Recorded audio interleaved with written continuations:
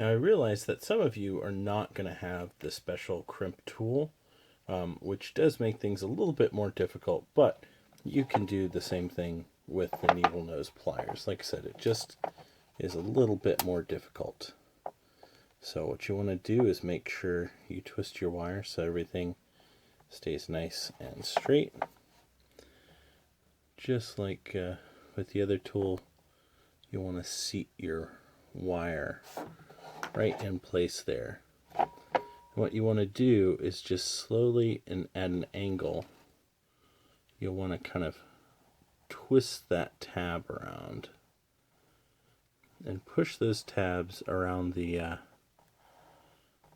wire first, and just kind of fold them in place and press really hard so you get the wire cramped down. And then you'll want to fold these other tabs over the casing, and this is where it gets a little bit difficult because they have to kind of cross each other. So it takes a little bit of getting used to, but you can do it. It's not impossible.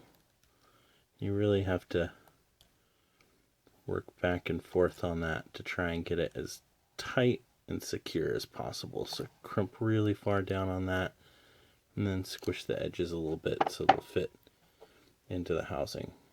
And that's how you do a crimp pin with the needle nose pliers. You just wiggle that back and forth until it pops off.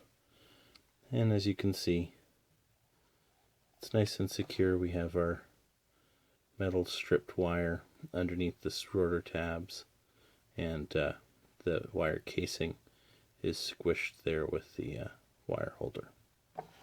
Alright,